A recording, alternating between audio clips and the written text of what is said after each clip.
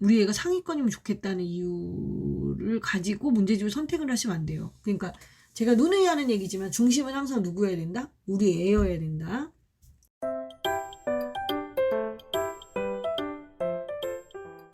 안녕하세요. 쓱쌤입니다. 반갑습니다. 최상위라는 단어가 붙은 애들은 진짜 말 그대로 좀 어려운 어려운 거 좋아하는 애들, 수학 좀 좋아하는 애들이 할 수 있는 거예요. 그거는 디딤돌 초등수학 기본 플러스 응용, 디딤돌 초등수학 개념, 디딤돌 초등수학 원리 이렇게 돼 있는 애들. 얘들은 보통 한 전체 성적의 7, 80% 정도 되는 애들은 소화가 가능해요. 이거는 응용 문제집 한 번에 다 풀기엔 부담스럽다. 그러면 기본 플러스 응용을 하시면 응용 문제도 다룰 수 있는 거고, 확실히 좋은 것 같아요. 답지. 일단 답지 글씨 크기가 되게 커. 이 엄마들이 채점은 괜찮아요. 그리고 설명이 되게 자세해. 나중에 한번 엄마들 그 문제집을 보러 가실 때 뒤에 답지 설명을 한번 보세요. 설명이 얼마나 상세하냐에 따라서 이게 답지 퀄리티가 다르거든요. 엄마들이 보기 좋은 답지는 상세한 설명이 많은 답지여야 돼요. 왜냐면 엄마들은 내가 이걸 매일 보는 게 아니잖아요. 내가 이걸 매일 보고 한눈에 탁 보면 이게 뭐구나 이걸 바로 알면 뭐하러 굳이 답지가 그럴 필요가 있어요. 학원 선생님들이 좋아하는 유형은 개념 플러스 유형이나 쌤 이런 거 좋아하시죠. 디딤돌 같은 경우는 제가 볼 때는 엄마들이 하시기엔 더 좋아요. 기본 플러스 응용 같은 경우에는 만약에 내가 이걸 학원에 쓴다. 이유를 왜 쓰냐면 짧은 기간에 기본과 응용을 다 볼 수 있으니까 그래서 이제 쓰기는 괜찮겠죠. 그러면 이거 디딤돌 기본 플러스 응용도 편집이 되게 잘 돼 있어요. 개념 부분에 글자가 엄청 크고 숫자랑 이런 것들이 눈에 확 들어오게 돼 있거든요. 이런 편집은 아이들이 되게 좋아하죠. 그리고 초등수학 이제 기본으로만 돼 있는 거, 이 책에서는 이제 응용편이 하나밖에 없어요. 스텝 3, 3단계에서 응용편 기르기가 있는데 여기도 마찬가지로 한 페이지에 문제 수가 많지가 않죠. 애들이 부담이 좀 적죠. 그래서 만약에 우리 애가 기본 문제 하는 게 편안한 애야. 그런데 그래도 응용 문제를 조금이라도 풀어주고 싶어. 그럴 때 이제 활용하기 괜찮은 문제집인 것 같아요. 그 다음에 이제 우공비. 우공비는 신사고에서 만든 책이고, 우공비는 디딤돌 기본하고 비슷하다고 보시면 될 것 같아요. 디딤돌 기본. 네. 그러면 이제 제가 만점왕을 봤어요. 저 만점왕 별로예요. 너무 또 대놓고 그런다. 이게 왜 별로냐면, 개념 확인학습에서 개념에 대한 설명도 없고, 그 개념을 확인할 수 있는 문제라고 하기에는 너무 난이도가 들쑥날쑥해요. 그래서 왜 그럴까 하고 봤더니 이건 강의를 들어야 되는 책이에요. 얘는 강의를 듣고 만점왕을 푼다. 만점왕은 아니야. 만점왕 플러스가 차라리다. 여러분이 만약에 EBS 방송을 들으면서 인강을 들으면서 내가 이제 수학을 하겠다. 그러면 EBS 만점왕 수학 플러스를 골라서 하시면 돼요. 내가 수학 좀 해. 너무 기본은 하기 싫어. 그런 애들은 최상위 수학, 그냥 최상위 수학. 그걸 하시면 되고, 나는 문장제 문제만 조금 보강했으면 좋겠고, 좀 풀이법에 대해서 좀 재미를 느꼈으면 좋겠어? 그러면 최상위 수학 S. 나는 그 정도 수준까지는 아니고, 그냥 교과서 수준보다 조금 높은 수준 하고 싶어. 이러면 기본 플러스 응용, 디딤돌 초등수학 기본 플러스 응용. 나는 교과서에서 익힘책 수준이면 충분해. 그러면 디딤돌 기본 또는 우공비. 쌤은 근데 문제 수가 많은 대신에 레벨을 여러 개를 아우를 수 있어요. 걔 같은 경우는 어떤 분이 쓰시면 되게 좋냐면은 개념은 좀 돼. 개념은 좀 애가 아는데 문제를 좀 많이 다뤄보고 싶어. 근데 문제집을 2권, 3권 하기는 싫어. 한 권으로 그냥 끝내고 싶어.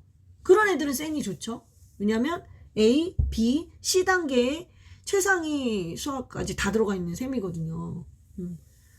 그러니까 편집이 좀 빽빽해서 그렇지 한 권으로 그냥 끝내고 싶다? 그러면 그냥 그거 하시면 되죠. 나는 강의하고 뭔가를 같이 해보고 싶어. 인강이랑 그럼 만점왕 수학 플러스 요거 하시면 될 것 같고, 그 다음 교과서 수준의 새로운 책들, 교과서 수준, 단원평가 수준의 새로운 책들 중에 눈에 띄는 책들이 몇 권 있었어요. 기적의 초등수학, 길버스쿨. 원래 이제 길버스쿨이 기적의 계산법 요런 시리즈로 좀 많이 나왔던 책인데 개념 문제집이 나온 거예요. 이건 개념 문제집이에요. 기적의 초등수학은. 맨날 정해진 양을 공부하는 걸 좋아하는 애들이 있어요. 정해진 양. 딱 그 양만. 그런 애들한테 딱이야. 하루에 4쪽. 하루에 4쪽을 하는 거고, 그 다음에 노란색이 개념, 뭐 연두색이 뭐 문제, 뭐 그 다음 분홍색이 문제 해결, 뭐 그 다음 4번 파란색이 단원 평가. 요런 식으로 이제 구성이 되어 있는 거예요. 구성에 대한 설명도 아주 자세히 되어 있어요. 얘가 뭐랄까 학습지? 딱 그런 느낌이에요. 하루에 4장 학습지 그런 느낌. 엄마가 일을 하셔서 내가 일일이 다 봐주지를 못하고 체크만 주로 해야 돼. 그럼 그럴 땐 이런 문제집 괜찮지. 근데 애가 공부를 엄청 잘하는 애가 아닐 경우에 괜찮다고. 그냥 중간 정도 하고 학교 수학 정도 따라가기 괜찮다. 그리고 내가 너무 봐줄 시간이 없다. 그러면 이거 괜찮아요. 개념 쓰기의 힘이라는 게 부록으로 돼 있더라고. 이게 기적의 초등수학의 개념 쓰기의 힘이라는 게 부록으로 돼 있는데 이거 잘 활용하면 아주 좋아요. 기적의 초등수학이라는 책의 제일 큰 장점은 개념 쓰기의 힘이라는 이 부록에 있어요. 그래서 내가 개념을 공부했어요. 그러면 내 손으로 백지 개념을 그리는 거죠. 아, 내가 배운 것들 이런 게 있었어. 근데 처음에는 이게 분명히 완성도가 떨어질 거란 말이죠. 그럼 처음에는 기억나는 거 위주로 해서 얘를 먼저 그리고 또 공부를 조금 더 하고 거기에 추가해서 그림을 계속 그려나가면서 살을 붙여나가시면 돼요. 그럼 이게 한 권이 이제 1학기 한 권이 딱 생기거든요. 이게 내 머릿속에 다 들어간다. 그거 하기에는 되게 괜찮은 책인 거예요. 문제 수준보다는. 그래서 나한테 뭐가 생기는 거냐면 그런 거 있잖아. 사법고시 뭐 이런 거 보는 사람들이 책 한 권으로 단거나 막 탁 해서 하나 들고 다니는 그런 개념집이 하나 딱 생기는 거죠. 그거 하기에는 저는 참 괜찮다고 생각이 들어요.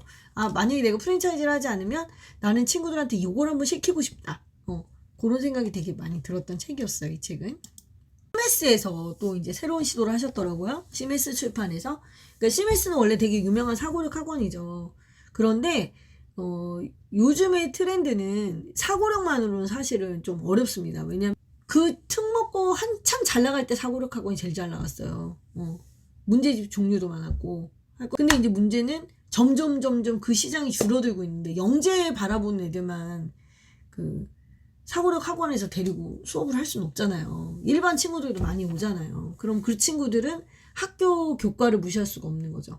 그럼 학교 교과에 대한 그런 공부도 같이 병행을 해야 되는데 사실 사고력 학원에서 그런 문제집을 하나를 쓰기가 되게 애매하단 말이에요. 제가 볼 땐 CMS가 그래서 만들지 않았을까? 이런 생각이 들었는데 되게 괜찮아요.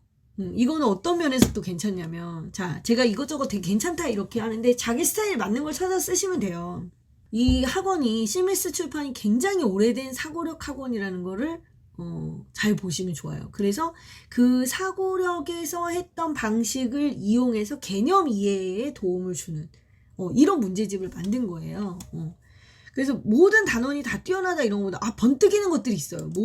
이런 거 진짜 생각보다 괜찮다. 이런 게 교과에 이런 부분을 집어넣었다고? 이런 아주 좀 독특하면서 좀 특이한 저는 그게 애들을 굉장히 식상하지 않게 하겠다. 지루함을 빨리 느끼는 친구들한테는 이런 문제집이 되게 괜찮겠다는 생각을 했어요. 그러니까 디딤돌의 편집이 깔끔한 대신에 깔끔하고 되게 단순한 대신에 창의적인 생각을 많이 하는 애들, 좀 그 순서에 얽매이는 거 잘 안 되고 뭐 좀 해보려고 하면은 막 산만해 보이고 이런 친구들 있죠. 재미없으면 아무것도 안 하는 애들. 그런 애들한테는 좀 적절한 문제집이 아닐까? 이런 생각이 들었어요. 같은 개념인데도 좀 생각을 많이 하게 해요. 나름 재밌고 발상의 전환 이런 것도 좀 할 수 있고 그리고 단원 평가에서 한 70점 미치면 이해하기 어려울 수 있어요. 문장이 굉장히 많아. 일단 전체적으로 글밥이 많아. 글밥이 많아요. 그래서 책 읽기를 되게 좋아해. 책 읽기를 되게 좋아하는데 수학은 싫어해. 이런 애들한테도 되게 적합하지 않을까? 이런 생각을 해봅니다, 제가. 그래서 이 어떤 개념 부분을 엄마랑 같이 막 이야기를 하면서 익힐 수 있는 그런 부분들이 장점이에요. 우리 애가 상위권이면 좋겠다는 이유를 가지고 문제집을 선택을 하시면 안 돼요. 그러니까 제가 누누이 하는 얘기지만 중심은 항상 누구여야 된다? 우리 애여야 된다. 우리 애의 스타일.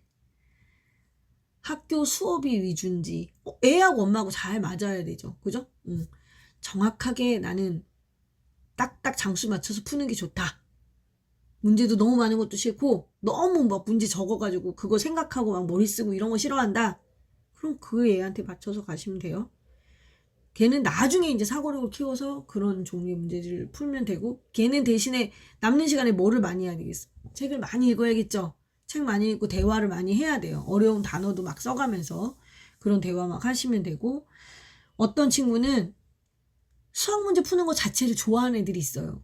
그런 애들은 사실 단순한 문제 재미없어해요. 막 머리 쓰고 막 이러면서도 쉬운 거 싫어해. 짜증나 이러면서도 쉬운 거 싫어해. 그런 애들 같은 경우에는 난이도 있는 걸 하셔야죠. 상위권이라는 타이틀을 갖고 있는 애들 이제 그런 거 하시면 되고, 그리고 문제는 많이 안 풀지만 생각하는 걸 되게 좋아해. 막 이런 이렇게도 해보고 저렇게도 해보고 그래야지. 이런 친구들 같은 경우에는 사고력 관련 하시면 좋고, 제가 이제 오늘은 교구 관련해서는 교구가 있는 책에 대해서 하나도 얘기를 안 했어요. 뭐 팩토, 플레이 팩토, 또 뭐 슈펠마테 뭐 이런 것들에 대해서는 하나도 얘기 안 했지만, 이제 그런 것들도 제가 나중에 따로 한번 말씀을 드릴게요. 근데 아주 애기들 같은 경우에 오히려 그런 게 더 나을 수도 있어요. 얘네들은 지금 교구가 하나도 없잖아요. 얘네들은 전혀 교구가 없는 일반 문제지. 이거는 이제 초등학교 1학년 이상의 친구들. 이제 제가 오늘은 전체적인 아웃라인을 좀 얘기를 한 거잖아요. 쓰셨어요. 빠이빠이. 오늘 영상이 도움이 되시길 바래요.